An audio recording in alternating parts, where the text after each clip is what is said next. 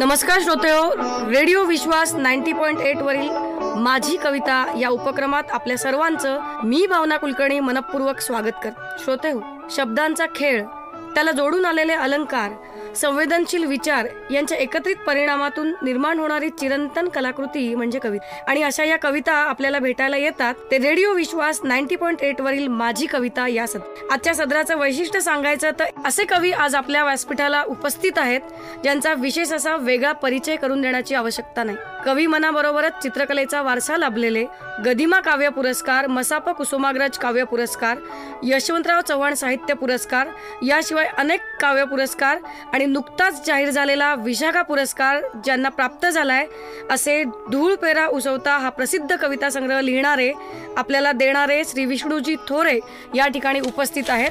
त्यांचं मी हार्दिक स्वागत करते. नमस्कार. याशिवाय सरांबद्दल सांगायचं तर जवळजवळ 450च्या वर पुस्तकांची मुखपृष्ठ त्यांनी तयार केली आहेत आणि अशा सगळ्या पुस्तकांना साहित्य अकादमीचे पुरस्कारही मिळालेत. गाव विलेज झालंय हा त्यांचा कवितांचा कार्यक्रम सध्या खूप गाजतोय. चला तर मग अशा या चौर्य आणि घाटी सारख्या चित्रपटांना गीतलेखन करणाऱ्या आणि अष्टपैलू काव्य प्रतिभा असणाऱ्या गुणी कवींचे आपण हार्दिक स्वागत करूया. सर, सगळ्यात आधी आपल्याला विशाखा पुरस्कार प्राप्त झालाय त्यासाठी आम्ही तुमचं मनपूर्वक अभिनंदन करतो. धन्यवाद. तुमच्याबद्दल इतकं सगळं ऐकत असताना मला वाटतं श्रोत्यांची उत्सुकता एव्हाना शिगेला पोहोचली असणार की सरांचं एकंदरीत व्यक्तिमत्व कसं आहे, मग त्यांच्या कविता कशा असतील, मग त्यांना कविता कशा सुचत गेल्या, मग काव्यसंग्रह कसा काढला. तर तुम्ही आम्हाला तुमचा परिचय करून द्या ही विनंती करते मी तुम्हाला. नक्कीच. तसं मी चांदवडचा आहे आणि सगळा ग्रामीण भाग आहे आमचा. हो, शेती मातीशी आमचं सगळं जगण्याचं नातं आहे. खरं. आणि हे सगळं आम्ही पाहतोय. पण वेदना नावाची एक गोष्ट फार सुंदर असते जगातली. खरं. जी वेदना एक खूप श्रीमंत माणसाला एक काहीतरी देऊन जाते. वेदनेचा स्पर्श प्रत्येकाला होतो. तो ज्याला होतो तो कवी फार महत्त्वाचा असतो. कवींना फार वेदनेचा पटकन स्पर्श होतो. त्या जाणीवा फक्त आपल्याकडे असतात.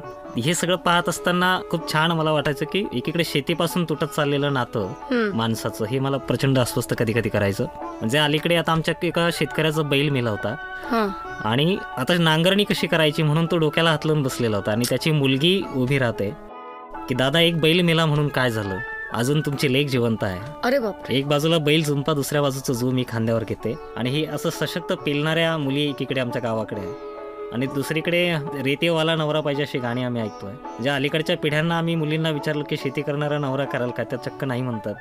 इतकं भयान नातं तुटत चाललं आहे. पण त्या जू पेलणाऱ्या मुलीची वेदना जेव्हा मला भिडते ना तेव्हा मला कविता सुचते. तिच्या वेदना मी अशा पद्धतीने लिहिल्यात कवितेमध्ये. वेदनेच्या विहिरीचा बाई तळलई खोल, वेदनेच्या विहिरीचा बाई तळलई खोल, दुःख साकडून येते मुकी डोळ्यामध्ये वल, ऊन आलं पायतळी काटा होऊन टोचल, ऊन आलं पायतळी काटा होऊन टोचल, सपनानं सांदलेलं मन हिरव काचल, औत जीवाच झोपल, औत जीवाच झोपल, चाले जिंदगीचा हल, दुःख साकडून येते मुकी डोळ्यामध्ये वल, कळकळी झाली बाई बळ फुलात येईल, कळकळी झाली बाई बळ फुलात येईल, देह पराग खुडाया कोणी भ्रमर येईल, मरणाची साचलेली, मरणाची साचलेली सुटो आता दल दल, दुःख साकडून येते मुकी डोळ्यामध्ये वल, डोळ्यामध्ये वल. वाह. या कवितेला दाद देण्यासाठी माझ्याकडे शब्द नाहीये, कारण तुम्ही वेदनेला इतक्या वेगळ्या पद्धतीने तिचं चित्रण करून त्या लोकांसमोर मांडायचा इतका सुंदर प्रयत्न आहे की काय म्हणतात ना, आमचे पण शब्द मुख्य झाले ती वेदना ऐकून. अशी दाद या कवितेला मला द्यावीशी वाटते. तुमच्या धूळ पेरा उसवता या कविता संग्रहाबद्दल आम्ही खूप ऐकले, त्याला खूप पुरस्कार मिळालेत. या कविता संग्रहाबद्दल आम्हाला तुमच्याकडून जाणून घ्यायचंय की काय प्रेरणेने तुम्ही हा कविता संग्रह काढला. त्या कविता संग्रहाबद्दल पण आम्हाला अधिक माहिती जाणून घ्यायला खूप आवडेल सर. खरं तर आमची एक अलीकडची सगळी पिढीच लिहित होती आणि हळूच एकाचा संग्रह आला की दुसऱ्याला वाटतं की आपलाही आला पाहिजे, असं सगळं एकीकडे सुरू होतं. दुसरीकडे कार्यक्रमांच्या माध्यमातून खेड्यापाड्यात आम्ही इकडे तिकडे फिरत होतो. तर हे सगळं होत असताना लोकांची एक मागणी असतं की तुमचा कविता संग्रह आम्हाला मिळेल काय.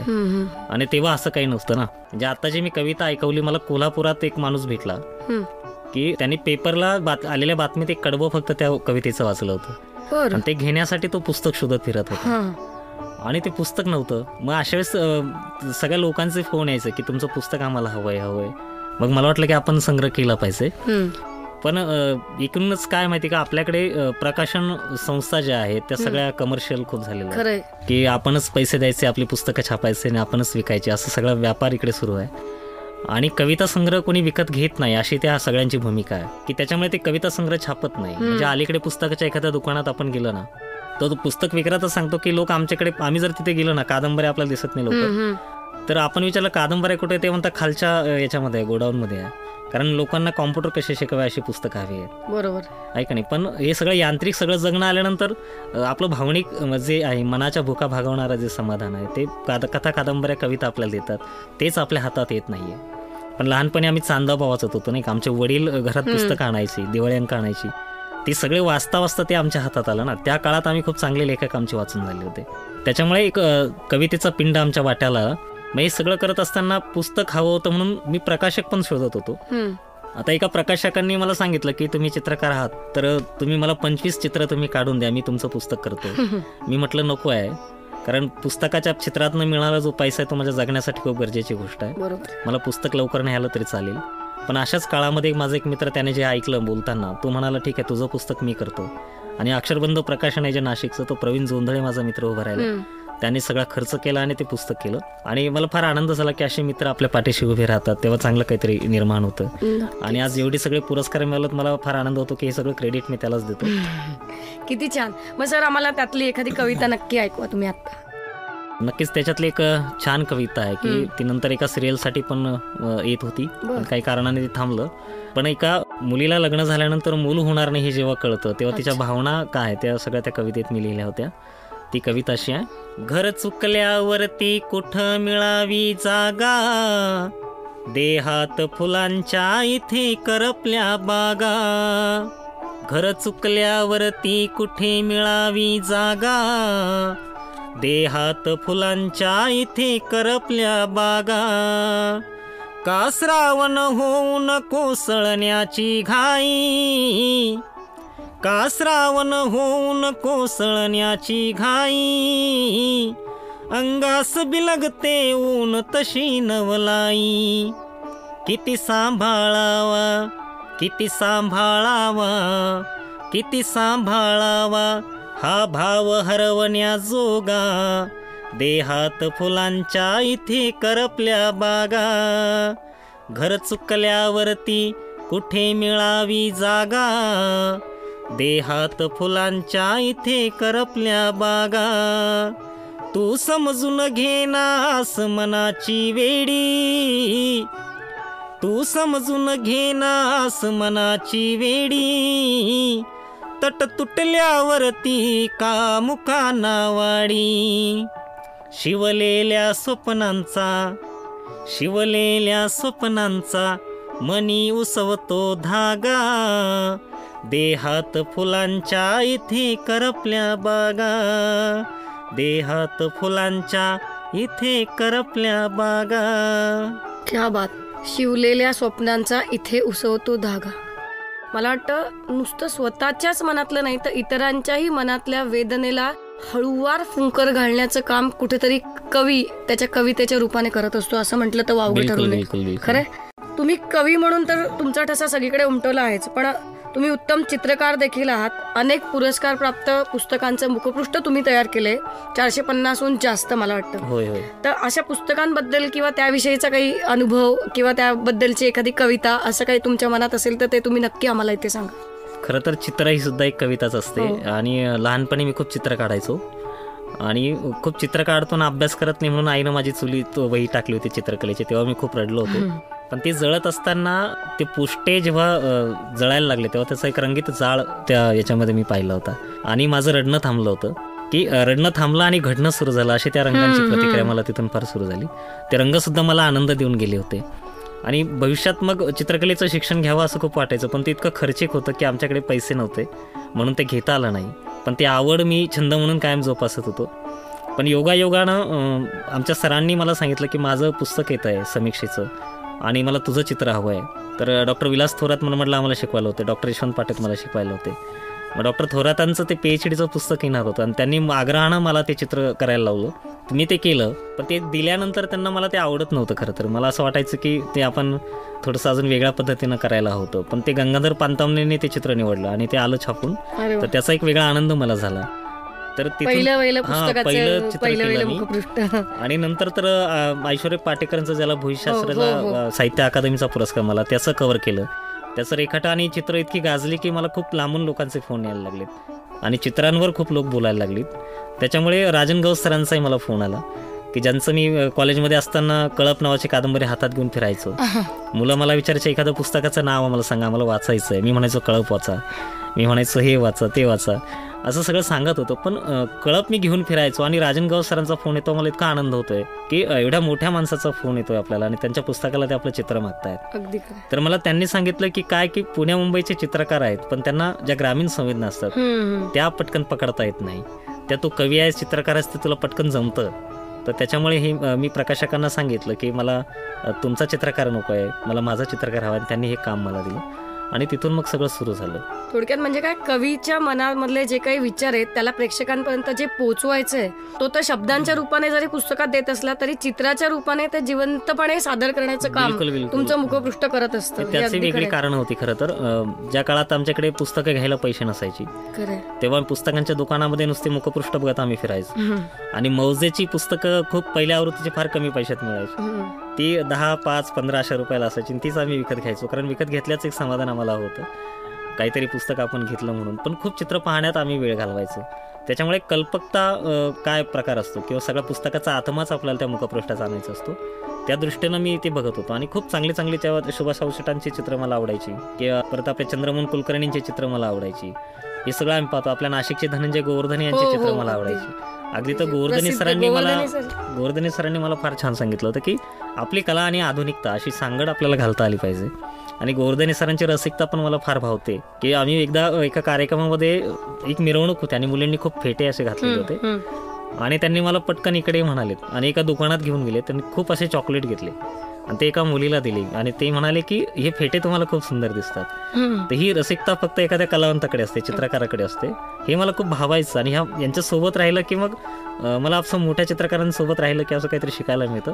तर हे सगळं मी शिकत होतो आणि खूप मजा यायची की त्यांचं सगळं काम बघता बघता आपण वेगळं काय करायचं, की वेगळा आपला प्रकार चित्रांचा झाला पाहिजे. शैली नावाची गोष्ट आम्हाला तेव्हा कळत होती अभ्यासामुळे. पण कविता जशी एक वेगळं भूमिका मांडते, जसं चित्रसुद्धा एक वेगळी भूमिका मानते आणि कवी आणि चित्रकारशी सांगड जमल्यामुळे नेमकेपणानं ते मला मांडता यायला लागलं. बरोबर आहे.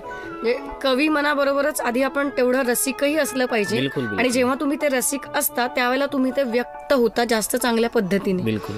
मला वाटतं आता आपले सगळे रसिक प्रेक्षक तुमची आणखीन एक कविता ऐकण्यासाठी आतुर झाले असतील. सर, तुमच्या कुठल्याही आवडत्या कवितेपैकी एक कविता आम्हाला आत्ता ऐकवा.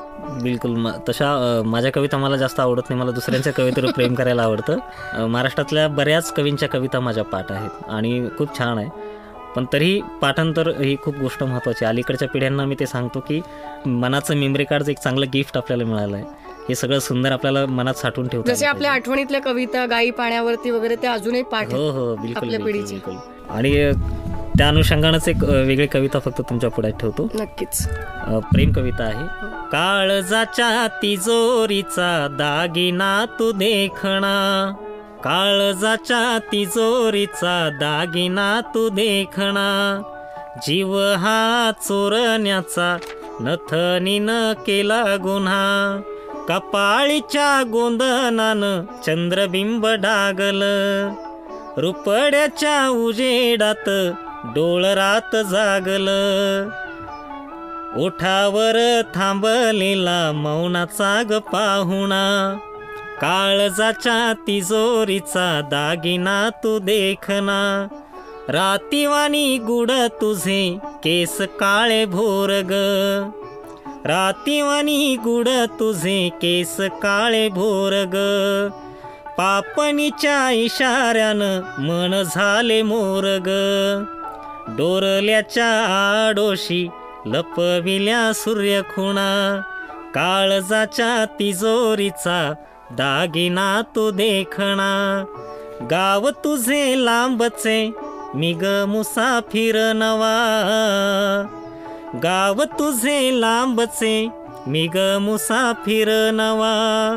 अंगणात लाव तू ओळखीचा एक दिवा, जोगी याच्या झोळीतल्या मुक्या वाच वेदना, जोगी याच्या झोळीतल्या मुक्या वाच वेदना. काळजाच्या तिजोरीचा दागिना तू देखणा. चटका लावून जाणारा शेवट, अतिशय सुंदर. थोड्याशा विश्रांतीनंतर आपण सगळे पुन्हा भेटूया रेडिओ विश्वास 90.8 माझी कविता या कार्यक्रमामध्ये.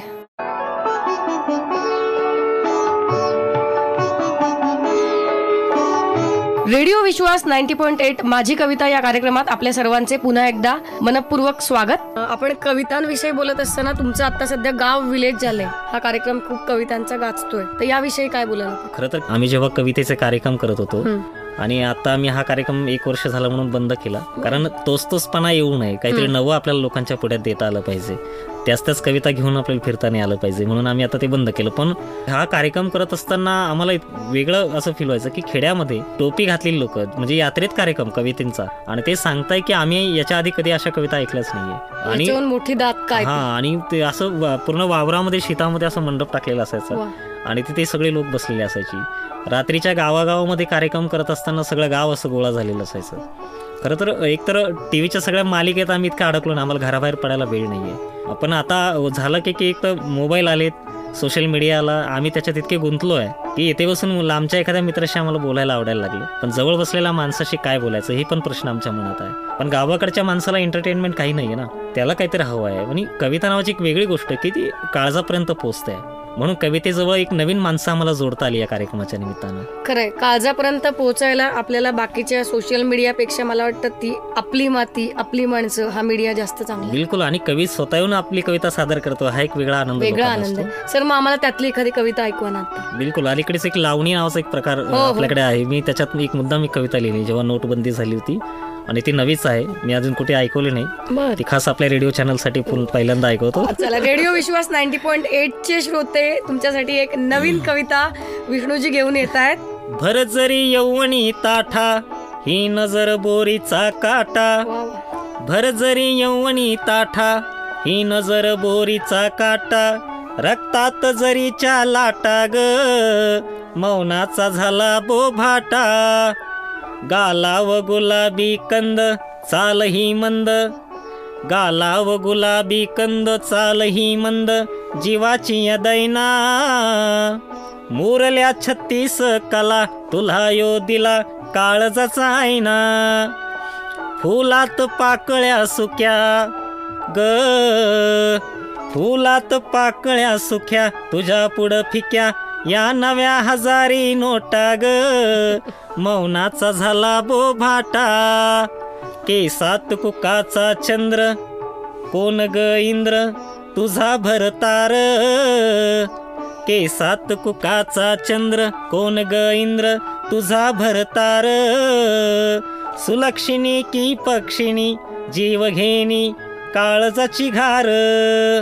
आणि हे सगळं मांडत असताना गंमत कशी असते माहिती का, ग्रामीण भागातलं एक वेगळेपण आहे की गाव आणि ते वातावरण ते सगळं आपल्याला शब्दातून बांधता आलं पाहिजे. केसात कुकाचा चंद्र कोण ग इंद्र तुझा भरतार, सुलक्षिणी की पक्षिणी जीव घेणी काळजाची घार.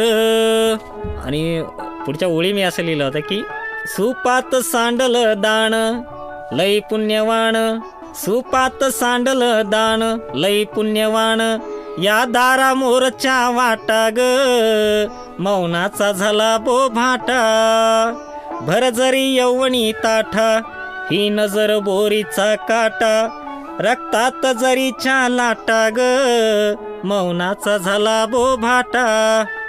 वा, खूप भाग्यवान आहे आम्ही की सरांची नवीन कविता आपल्याला या ठिकाणी आज पहिल्यांदा ऐकायला मिळते. आता असं एक प्रश्न आला मनामध्ये माझ्या की आपल्या प्रत्येकाच्या आयुष्यात एक टर्निंग पॉइंट असतो, की असं काहीतरी घडतं, असा काहीतरी प्रसंग येतो की त्या गोष्टीने आपण पार आतून हादरून जातो आणि आपल्या आयुष्याला एक कलाटणी मिळते. तुमच्या आयुष्यात असं एखादा मनावर कोरला गेलेला प्रसंग आहे? मुळातच मी सांगितलं की खलील जिब्रानचं एक वाक्य मला फार आवडायचं, की त्याने असं म्हटलं की जे वाईट आहे, कुरूप आहे, त्याच्याकडे पहा आणि इतका वेळ पहा की जोपर्यंत त्याच्यामध्ये सौंदर्य निर्माण होत नाही. आणि ते सौंदर्य निर्माण करण्याची किमया फक्त कलावंताकडे असते. म्हणून हे वाचन सगळं माझ्याजवळ होतं. मी तर म्हणतो की प्रत्येक क्षण आपला एक टर्निंग पॉईंट असतो. कुठून एक वेगळं वळण आपल्या आयुष्याला मिळेल सांगता येत नाही. एका ओळीनं माणसांचं आयुष्य बदलून टाकलं. म्हणजे अगदी गदिमांचं गाणं रेडिओला चालू झालं आणि एक माणूस आत्महत्या करायचा विचार करत बसलेला होता आणि गाणं ऐकल्यावर तो म्हणाला की अरे आत्महत्या कॅन्सल. आणि तो गदिमांना जाऊन भेटला की तुमचं गाणं मी ऐकलं नसतं तर या जगात मी आज राहिलो नसतो. तर ही एक एक ओळ असं बदलून टाकते माणसाला. तसा एक एक क्षण मला खूप महत्वाचा आहे. मला अंधार आवडतो, मला रात्र आवडते आणि याच्यासाठी की काळोख जो आहे ना तो काहीतरी असा निर्मितीचा मला वाटतं नेहमी की रात्र सुद्धा निर्मिती. म्हणजे आपण म्हणतो की स्वप्न, प्रत्येक रात्र ही नव्या स्वप्नांना जन्म देत असते नाही का. आणि स्वप्नांच्या मरणाचं सुतक रात्रीला कधी पडत नाही, कारण ती रोज नवे स्वप्नांना जन्म देते. तसा हा क्षणांचा हा सगळा पसारा आहे की ते प्रत्येक वेळा नवं काहीतरी आपल्याला शिकवत असतात. ते टर्निंग पॉईंटच असतात. शेक्सपियरच्या घरावर पण एक छान वाक्य लिहिलं आहे, जे भूतकाळ विसरतात त्यांना भविष्यकाळ नसतो, असं ते वाक्य आहे. आणि ते खूप आवडायचं मला. जे असे छान छान वाक्य पण आम्ही कोरून ठेवली होती की ते काहीतरी आपल्याला शिकून जायची. तर तो भाग इथे खूप महत्वाचा आहे. म्हणजे एकंदरीत आपण आजकालच्या पिढीला सतत जे सांगत असतो आजकालच्या भाषेमध्ये की पॉझिटिव्ह ॲटिट्यूड नावाचा प्रकार जो आहे तो ठेवा. बिलकुल बिलकुल. तर यामध्ये सुद्धा तो जो तुमचा निर्विवाद आशावाद आहे तो आम्हाला दिसतोय. आणि नक्कीच मग हे असं आपण बोलत असताना मी तो विचार करायला लागले की मग यावर एखादी कविता सरांनी केली असेल का. तर तुमची कुठली अशी एक वेगळी कविता असेल तर ती आम्हाला आत्ता ऐकायला आवडेल. खरं तर असं ठरवून वगैरे अशा विषयांवर आपण लिहित नाही किंवा नसतेच, कारण एक एक कविता यायला फार काळ जावा लागतो. म्हणजे अगदी चित्रपटाच्या गाणे लिहायत असताना सुद्धा एक वेगळे बंधन येतात. आम्ही लिहित होतो तेव्हा पण ते वेळेवर त्यांनी सांगितलं की आम्हाला असं एक गाणं हवं आहे. म्हणजे शौर्य चित्रपटाला मी जेव्हा गाणं लिहित होतो, पायरीला गेले तडेच, आणि ते रेकॉर्डिंगला जेव्हा स्टुडिओत गेलो तेव्हा त्यांनी मला सांगितलं की आयटम सॉन्ग समीर पाटलांना काही 2 ओळी त्यांना सुचल्या होत्या आणि ते पूर्ण करायचं होतं. तर मी म्हटलं नाही बाबा, हे मला इथे बसून शक्य नाही होणार, कारण माझा माहोल सगळ्या गावाकडचा आहे. असं ठरवून मी कधी कविता लिहायला बसलो नाही आहे. पण आयटम सॉन्ग काय प्रकार आहे. तर ते म्हणाले की त्याच्यात हिंदी, मराठी, इंग्रजी शब्द आले तरी चालतील, फक्त लोकांना आवडलं पाहिजे. म्हणजे मी विचार केला की असं जाणून बुजून सगळं हे लिहिण्यात लिहिलं जातं की लोकांना काय आवडतं, मार्केटला काय चाललंय, म्हणजे मागणी तसा पुरवठा केला जातोय. पण कवितेचं तसं होत नाही. कविता ही फार वेगळी गोष्ट आहे, ती खूप शिकवते. पण ते लिहित असताना समीर पाटलांच्या काही ओळी लिहिल्यानंतर त्यांना ते गाणं मी पूर्ण करून दिलं आणि जेव्हा घरी आलो तेव्हा म्हटलं की अरे जसं आयटम सॉन्ग आहे तशी एक आयटम कविता आपण लिहून पाहूया. म्हणून ती कविता मी जी लिहिली होती गंमत जम्मत ती ऐकवतो. त्याच्यात हिंदी आणि मराठी असा एक वेगळा प्रयोग केला होता. मनातल्या गुपिताच खोल तू राज ग, मनातल्या गुपिताच खोल तू राज ग, इश्काच्या इलाजाची दवा मला पाज ग, मनातल्या गुपिताच खोल तू राज ग, इश्काच्या इलाजाची दवा मला पाज ग, पतंग जैसी जवानी तेरी है कटने कडर, आशिकों के दिल में गोरी किया तूने घर, पतंग जैसी जवानी तेरी है कटने कडर, आशिकों के दिल में गोरी किया तूने घर, ओठावर हसू तुझ्या डोळ्यामधी लाज ग, ओठावर हसू तुझ्या डोळ्यामधी लाज ग, इश्काच्या इलाजाची दवा मला पाज ग, चर्चे है हर गली तेरे चाल ढाल के, चर्चे है हर गली तेरे चाल ढाल के, गिरती है बिजलियां बिन बरसात के, दिलाचा शेहजान मी तू मुमताज ग, दिलाचा शेहजान मी तू मुमताज ग, इश्काच्या इलाजाची दवा मला पाज ग, मनातल्या गुपिताच खोल तू राज ग, इश्काच्या इलाजाची दवा मला पाज ग, दवा मला पाज ग, दवा मला पाज ग. वा, मला वाटतं एव्हा आपले जे काही नवीन पिढीचे होतकरू कार्यकर्ते हे गाणं ऐकत असतील त्यांची पावलं पण तिरकायला लागली असतील. इतकं सुंदर गाणं हे झालेलं आहे. जाता जाता हल्लीच्या तरुण होतकरी नवीन कवींना आपण काय मार्गदर्शन करायचं? मी तर हेच म्हणेल की खूप वाचलं पाहिजे नवीन पिढीनं, कारण नवीन पिढीच्या हातात अजिबात पुस्तक नाही, प्रचंड मोबाईल आले. म्हणजे माझ्या वडिलांनी पुस्तकं आणली नसतं तर मी सांगितलं मला हे मिळालं नसतं, किंवा त्या काळात मी चांगले चांगले लेखक वाचले नसते. आमच्या घरात होतं म्हणून ते हातात आलं.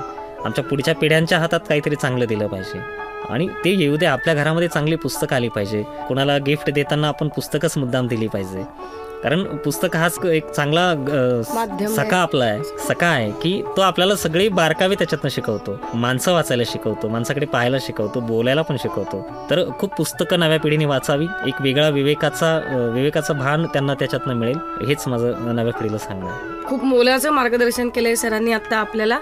आणि कार्यक्रमाच्या शेवटाकडे येताना खरं म्हणजे हा कार्यक्रम असाच चालू राहावा अशी सगळ्यांचीच इच्छा आहे, पण तरीही जाता जाता सर आम्हाला तुमची आणखीन एक कविता ऐकायला खूप आवडेल. कुठली कविता ऐकताय तुम्ही आता? कवितेपेक्षा मग मी चौरेचं गाणं ऐकतो. नक्की चालेल. चौरे चित्रपटाचं जे गाणं तुम्ही टीव्हीला पाहिलं असेल, ऐकलं असेल, ते चालू होतं. ते लिहित असताना फार गंमत झाली की तोच एक काळ माझ्याकडे होता की आम्ही चित्रपट बघायला आमच्याकडे पैसे नसायचे नाही का, आणि चित्रपटात गाणं येतं हा एक वेगळा आनंद आम्हाला होता. पण योगायोगानं काय झालं की मुंबईच्या काही मित्र आमच्याकडे चांदवडला आले होते, आणि ते त्यांना स्पॉट फक्त मला दाखवायचे होते, आणि त्याला वेगळेच कोणीतरी गाणं लिहिणार होतं. पण ती गाणी काही लवकर लिहित नव्हते, दुसऱ्यांनी लिहिले तर ते त्यांना आवडत नव्हते. मग ते सहज मला म्हणाले की तुम्ही कवी आहात, तुम्ही का नाही लिहित गाणं? म्हटलं तुम्ही कुठे सांगितलं, ठीक आहे देतो उद्या, असं मी म्हटलं. आणि दुसऱ्या दिवशी मी खूप असं अस्वस्थ होतो गाणं लिहिताना. खूप मंदिरं मी फिरत होतो, पण मंदिराची त्यांनी स्क्रिप्ट मला सांगितली होती की शनी शिंगणापूर सारखं ते गाव आहे जिथे चोऱ्या होत नाही, आणि पूर्वी गावाला कडी-कोंडी नसायची, एकमेकावर खूप विश्वास लोकांचा होता. पण अलीकडे मंदिरातच चोरी होते, आणि त्या गावातला जो जुना माणूस आहे तो देवाला प्रश्न विचारतो, अरे काय चाललंय, तुझ्याच मंदिरात चोरी होते तर मग आम्ही पाहायचं कुणाकडे? त्याचा हा सगळा आतला आवाज होता. म्हणजे मी तर म्हणेल की देवावर श्रद्धा असणाऱ्या माणसाच्या आत्म्याचं आंदोलन म्हणजे गाणं आहे, ते मी लिहित होतो. आणि ते असं लिहिलं, ते आदर्श शिंदेच्या आवाजात आहे, आणि ते अशा पद्धतीने लिहिलं होतं. मयुरेश केळकरनी त्याला संगीत दिलंय. समीर पाटलांचा हा चित्रपट आहे. तुझ्या भरवशाचे देवा कुठं गाव गेले, उघड्या घरांना आता कडीदार आले, पायरीला गेले तडे पाय झाले जड, पायरीला गेले तडे पाय झाले जड, अरे देवा तुझ्या देवळात चोरट्यांचा फड, चोरट्यांचा फड, गळा शपथांची रीत होता नजरेचा धाक, गळा शपथांची रीत होता नजरेचा धाक, शब्दांसाठी मरणारे कैवारी ही लाख, पेरलेल्या संस्कारांचे खुरटले मोड, अरे देवा तुझ्या देवळात चोरट्यांचा फड, चोरट्यांचा फड, अंधाराशी सलगी झाली उजेडाची इथे भीती. खरं तर मी मगाच सांगितलं मला अंधार खूप आवडतो, कारण उजेडाची आम्हाला खरंच भीती वाटायला लागली की भयान सगळं सुरू आहे. म्हणजे आम्ही मित्रमध्ये म्हणायचो की काळ्या काचेच्या पॉश गाडीतून आपण आता फिरायला लागलोय, की आपलं कुटुंब आणि आपण सुरक्षित राहावं ही प्रत्येक माणसाची आता भावना व्हायला लागली आहे. म्हणजे आपलं तरी बरं आहे अजून महाराष्ट्रामध्ये, विदेशात जर गेलं जीव वाचवण्यासाठी $500 आपल्याला खिशात ठेवावे लागतात, कोणी बंदूक लागली तर जीव वाचून द्यायला ते काढून द्यावे लागतात आपल्याला. आता हे सगळं आपल्याकडे लोन हळूहळू सुरू झालं आहे. आपण वेगळ्या बातम्या पाहतोय की गळ्यातली चेन तोडून पळणारी माणसं आपल्याला पाहायला मिळत आहेत. हे इतकं भयान आहे. म्हणून मी असं ह्या ओळी खरं तर लिहित होतो. अंधाराशी सलगी झाली उजेडाची इथे भीती, आपणच आपल्याशी जडवावी प्रीती, माणसांना तुझी आता राहिली ना नड, अरे देवा तुझ्या देवळात चोरट्यांचा फड, चोरट्यांचा फड, पायरीला गेले तडे पाय झाले जड, अरे देवा तुझ्या देवळात चोरट्यांचा फड, चोरट्यांचा फड. वा, खूप सुंदर. आज सगळीकडे महाराष्ट्रात सर तुम्ही एक तरुण शेतकरी कवी म्हणून ओळखले जातात. मग तुमच्या चाहत्यांपैकी कोणा एखाद्याचा काही विशेष अनुभव किंवा त्या संदर्भातला काही किस्सा आहे का तुमच्याकडे जो तुम्हाला आमच्याशी शेअर करायला आवडेल? खरं तर खूप चांगली कवी आमच्या सानिध्यात असतात, त्यांच्याकडनं खूप शिकायला मिळतं. पण असे काही किस्से नेहमीच घडतात, पण ते तात्कालिक असतात आणि खूप आनंद तेव्हा देऊन जातात. जसं तुम्ही आता ते जत्रेतलं सांगितलं की बरेच लोक रडत होते, कोणी हसत होतं, हे अगदी तुम्हाला म्हणजे इन्स्टंट येणारा अनुभव असेल हा बऱ्याच. मला आपल्या गंगेवरचाच एक छान अनुभव आहे. गंगेवर आमचं कवी संमेलन सुरू होतं आणि मला खूप आवडायचं की गंगेवर पहिल्यांदा कवी संमेलन मी ते पाहत होतो. ते वातावरणच खूप छान होतं आणि खूप लोक आमच्या समोर बसलेले होते. पण बाजूला एक भिकारी इतकं मन लावून सगळं ऐकत होता आणि कार्यक्रम संपल्यावर खूप खूप लोक भेटायचे ना, तर तो मला भेटण्यासाठी खूप उत्सुक होता आणि माझं सगळं लक्ष त्याच्याकडे होतं. पण त्याला जवळ आला, त्याने माझा खूप हात असा घट्ट दाबला हातामध्ये. तो मुका होता, त्याला बोलता नव्हता येत, पण त्याच्या हाताच्या दाबण्यावरून त्याच्या सगळ्या संवेदना माझ्याजवळ पोहोचल्या आणि मला ते सगळ्यात मोठं आयुष्यातलं एक वेगळं संचित वाटलं की अरे ही असंच काहीतरी सांगणारी माणसं आहे, ज्याला बोलता येत नाही तो सुद्धा मला बोलायला सांगतो, काहीतरी सांगायला आलाय मला की तुमची कविता मला खूप आवडते, खूप आवडली. कारण आमच्याबरोबर खूप कवी होते पण त्यांनी येऊन माझाच हात दाबावा याचं मला कौतुक वाटत होतं. खरंय खरंय खरंय. हा एक खरंच एक वेगळा मनावर कोरला जाणारा अनुभव असेल तुमच्यासाठी. बिलकुल बिलकुल.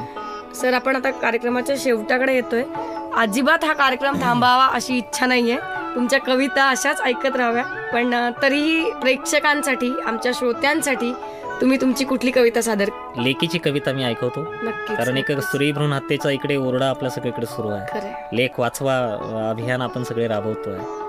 पण मी तर असं म्हणतो की वेल जातो मांडवाला कळेचेही फुल होते, वेल जातो मांडवाला कळेचेही फुल होते आणि नांदताना नव्या घरी लेक नवी चूल होते. त्या लेकीची कविता आहे. तिचं लग्न झाल्यावर आईचं एक सांगणं असतं. त्या आपल्या महाराष्ट्रातल्या सगळ्या लेकींसाठी ही कविता मी अर्पण करतो. आई असं म्हणते, तुझा जलम झाल्यावर तुझा सुखावला बाप ग, अन तुला सासरे धाडून केलं गाय कल्याच पाप ग. तुझा जलम झाल्यावर तुझा सुखावला बाप ग, अन तुला सासरे धाडून केलं गाय कल्याच पाप ग. तुझ्या वाढत्या वयानं आली संसाराला रया, घरादारात नांदली पोरी पैंजणांची माया, पैंजणांच्या नादापायी किती एडावली साप ग, अन तुला सासरे धाडून केलं गाय कल्याच पाप ग. तुझ्या लाडक्या भावाच खोट वैर संपल, त्याच्या बोडक्या हाताला दे राखीच शिंपल, दूध तू गेल्यावर त्याची धरू नये वाफ ग, अन तुला सासरे धाडून केलं गाय कल्याच पाप ग. कर्ज घेऊन डोई व बाण इकल इमान, आसू पोटात ठेवून केलं सार मान पान, कड्या खांद्यावर वाढली तूच त्याची खडी खाप ग, अन तुला सासरे धाडून केलं गाय कल्याच पाप ग.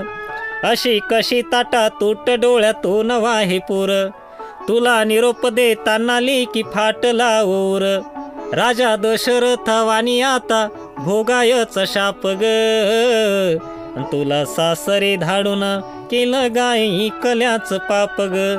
पण मधल्या काळात खूप मुली हुंड्यासाठी जाळल्या गेल्या, सुना जाळल्या गेल्या. म्हणून आईला भीती वाटते की आपल्या लेकीच्या वाट्याला असं काही प्रसंग येऊ नये. तिलाच काय तर आम्हालाही सांगावं लागलं की बाबांनो, जरी संसार हा विस्तवासारखा असला, जरी संसार विस्तव लेक सरपणा नाही, जरी संसार विस्तव लेक सरपणा नाही आणि लेकी वाचून घराला बाप्पा घरपणा नाही. म्हणून आई शेवटी असं म्हणते, तुझ्या जीवाला संभाळ कर संसार नेकीन, तुझ्या जीवाला संभाळ कर संसार नेकीन, सासरला माहेराचा मान द्यावा लेकीन, लक्ष्मीच्या पावलानं तू लांडी ते माप ग, तुला सासरे धाडून केलं गाय कल्याच पाप ग, गाय कल्याच पाप ग. धन्यवाद.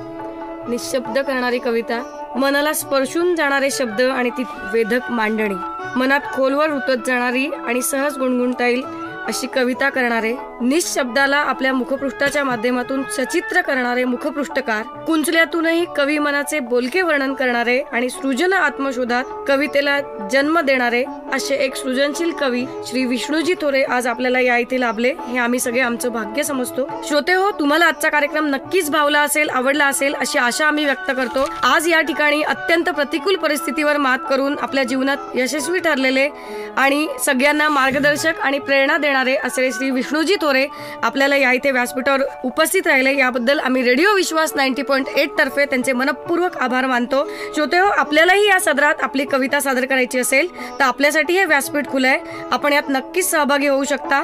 संपर्कासाठी आमचा दूरध्वनी क्रमांक आहे 2472626. भेटूया नवीन कवितेसह, एका नवीन कवीसह माझी कविता या सदरात. ऐकत रहा रेडिओ विश्वास 90.8, तुमचं जगणं तुमचा आवाज. धन्यवाद.